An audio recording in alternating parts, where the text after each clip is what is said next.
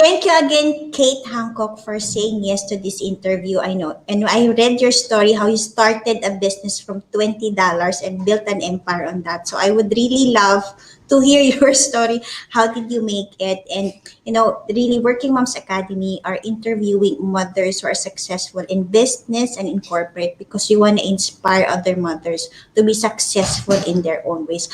So, Kate, can you just please tell us more about yourself and what you do and what keeps you busy?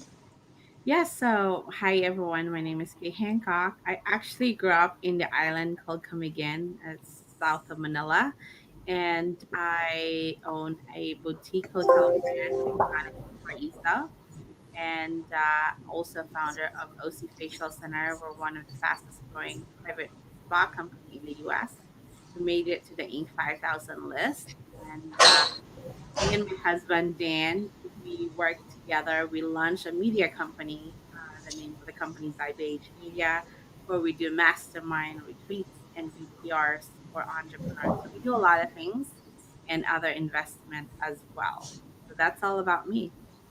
Wow, that's a lot of things. Now, Kate, I want to ask more about your journey. And I think my first, because these are the questions also of the other mothers. They send questions. So the first question they want to ask is, how did you become an entrepreneur? What's your story?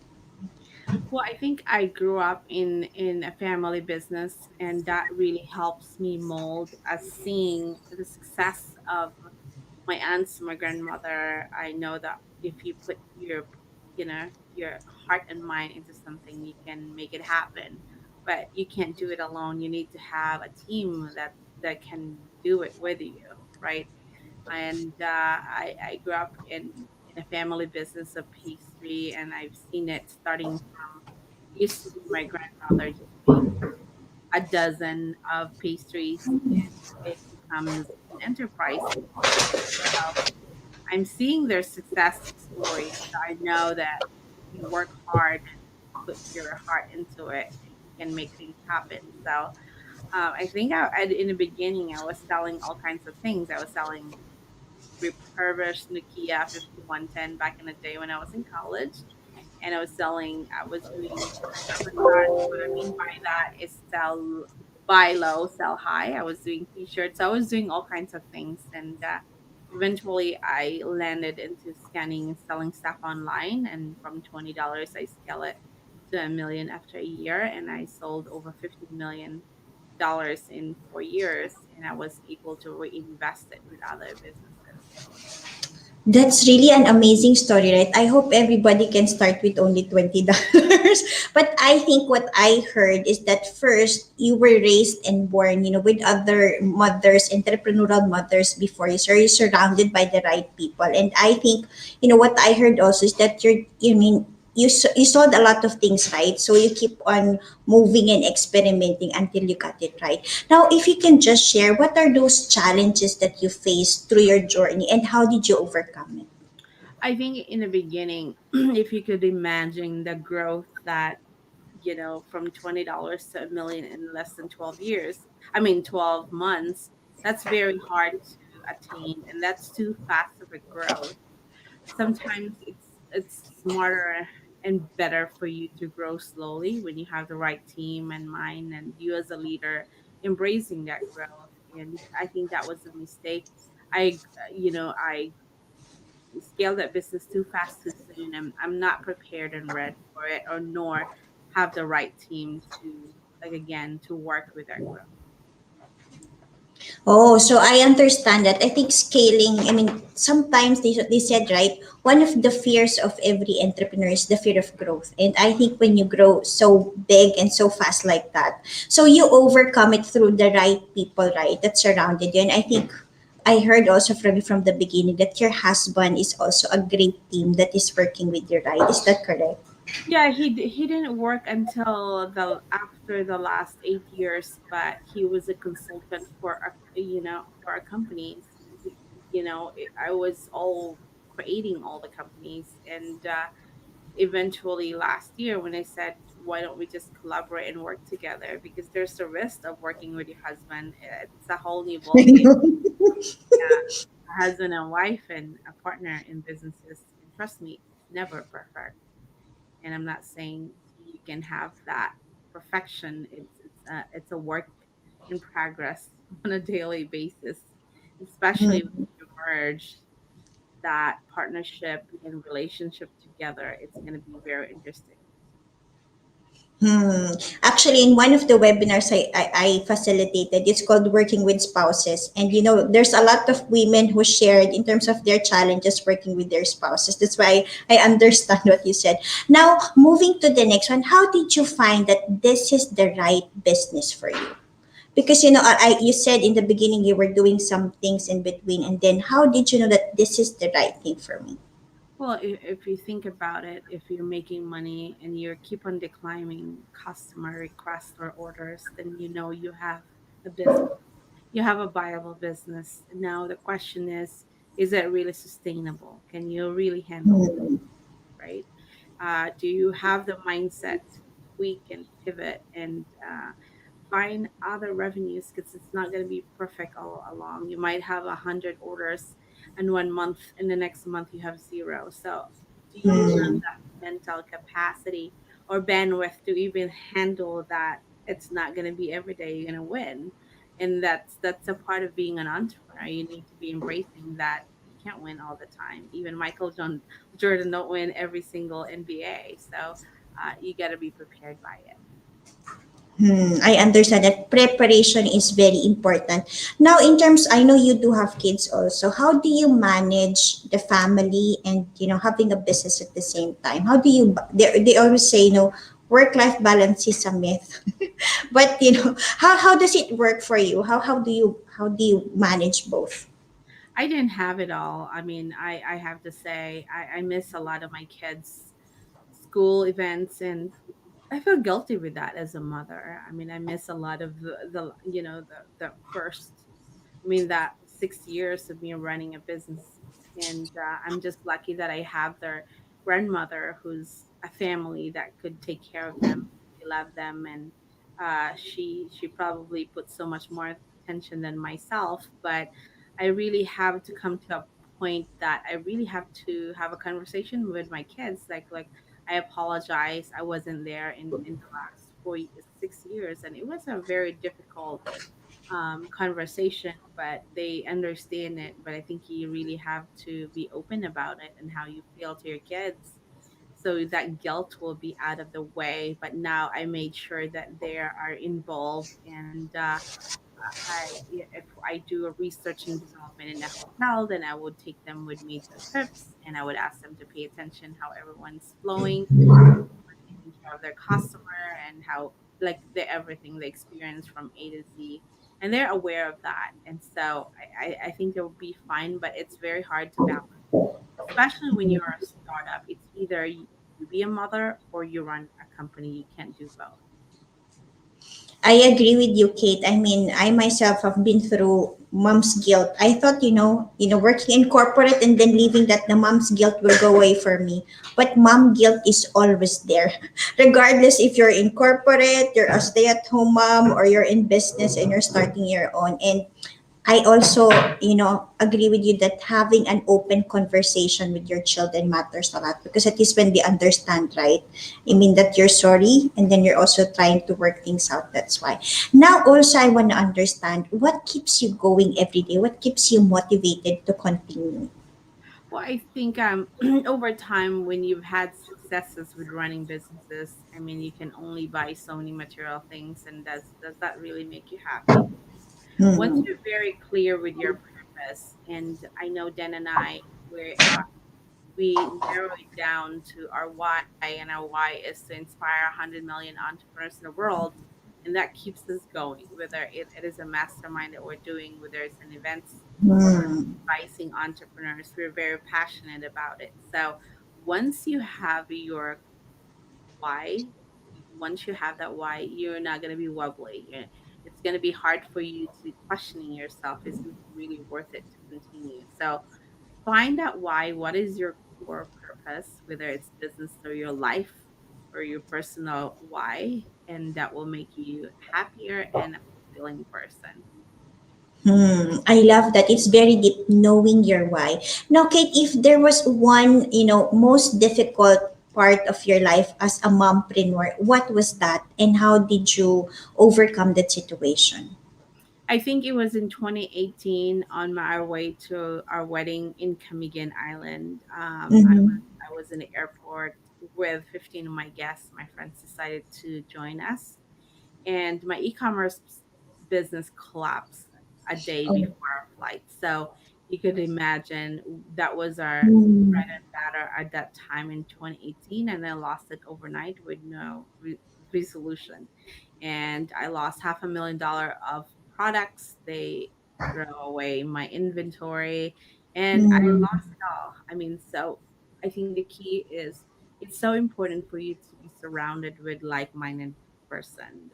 You need to surround yourself in order for you to be a successful entrepreneur.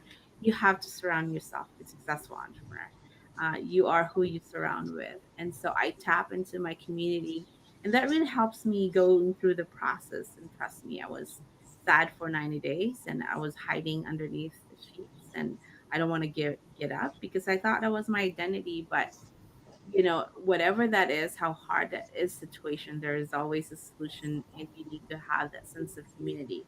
So if you can afford to be in a group where you're surrounded with people that has done it, going through things, it's easier for you to overcome. You can't talk to your family about your struggle when you run a business. They Mm-hmm. never understand it, nor have the solution to overcome it. So it has to be with the right tribe.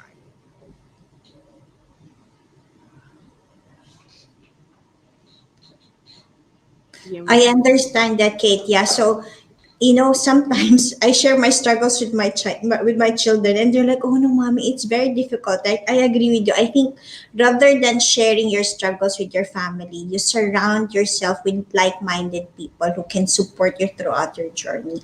Now, if you're given a chance to relive your life again, would you change something? And if yes, what would that be? I'm blessed and I live my life. I don't think I would ever change the way how it is. Of course, there's some lessons that I would like to tweak, but I think we are the master of our life and the way how we made it. I think I'm happier with what I've done and how I live my life. And life is so precious, but I will never change a thing. I mean, I would love to continue and be live forever and explore life in general, but I'm happy with so far. I never had any regrets, and every day is a YOLO for me, whether it's business or job. I love that. I mean, I can sense how much fulfilled and happy you are with your life because you have no regrets, You don't want to go back and change anything. Now, Kate, a lot of working mothers are suffering. They don't know what to do. They're overwhelmed. They feel stuck in their career. What is your advice to them for those who are, in career crossroads? Do I leave a job to fully take care of my family? Do I start a business? What's the right path for me? What is your advice to them? I think that's going to be hard. I know for sure that I'm not a career person. I resigned twice from a job, so I can't follow rules. So I better make my own path, right? And so you got to figure out and be honest with yourself. What are really your skill sets? Are you really an entrepreneur? Some people are just be good at being a C executive or be a president of a company, but can't really launch a business. That's those are two different worlds, and so figure out what are your skill sets and where you belong, and you can't do it both. You got to pick and choose, and if you have that entrepreneurship mindset, then you go try. And how you're going to figure out, do a little bit of testing, see if you have the bandwidth to go through the roller coaster ride, when sometimes you make money and sometimes you don't, and not everyone can handle that stress.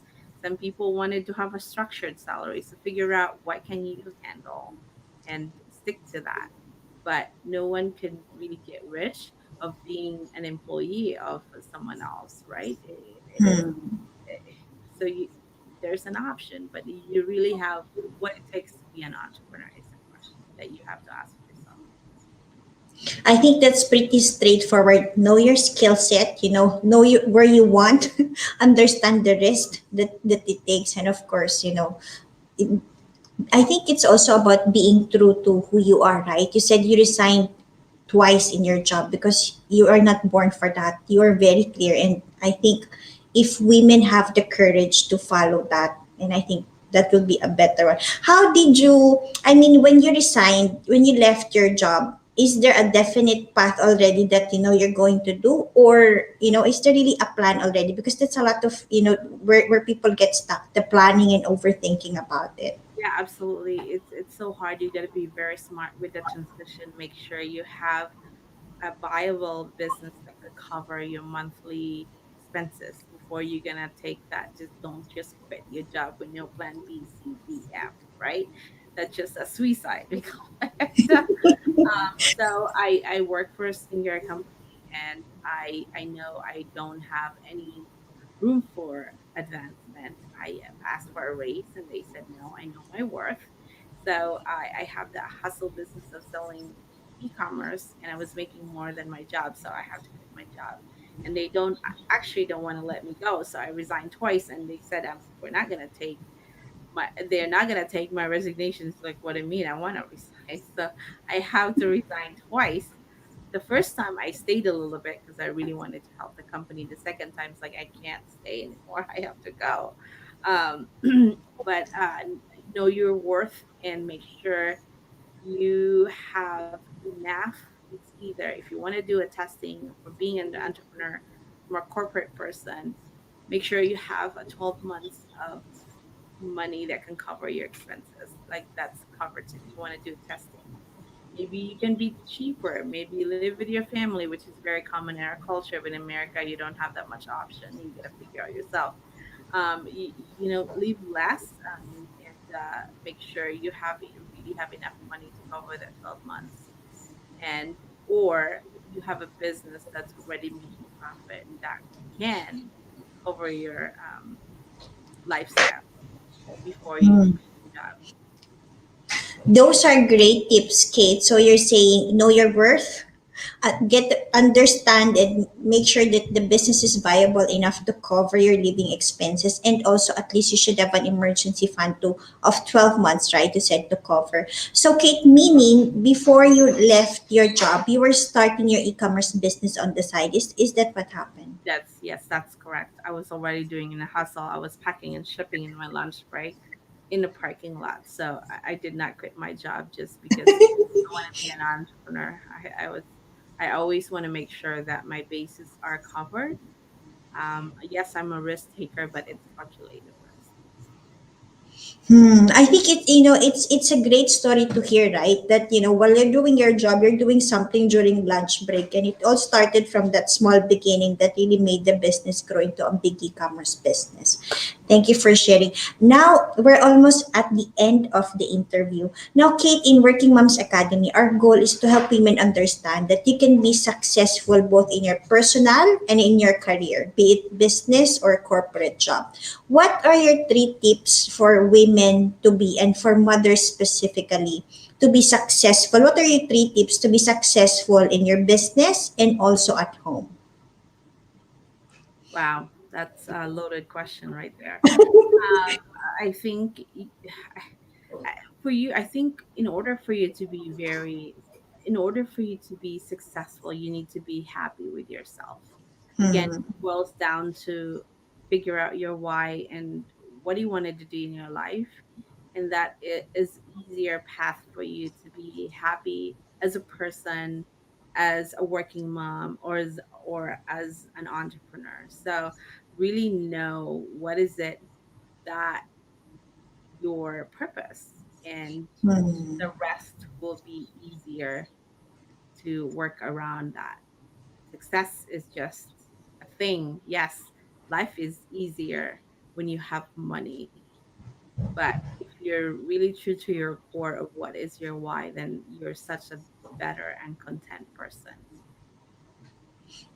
So I think it boils down to clarity, right? As you said, and your clarity in knowing yourself, clarity in knowing your why, because that can really help you become successful. So, Kate, I know you are very busy. I would like to thank you for your time. Now, I want you to invite those people. How can they get in touch with you? If they wanna work with you, what's the best way to connect with you?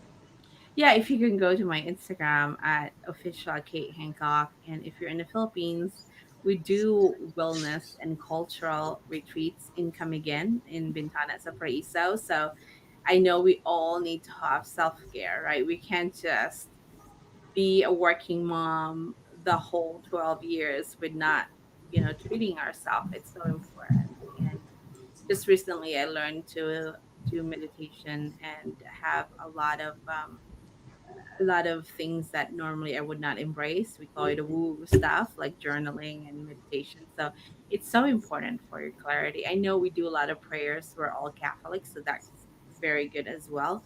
But have a break of spend your time with people that's smarter than you. That's key. That's very well said. Thank you. So I would love when I visit, because I'm currently here in Dubai. I think when I go to Philippines, I'm gonna put this on my checklist. Camiguin. I haven't been to Camiguin, and I think when you said cultural retreat and wellness, this is something that I really love to do. And I think I agree with you.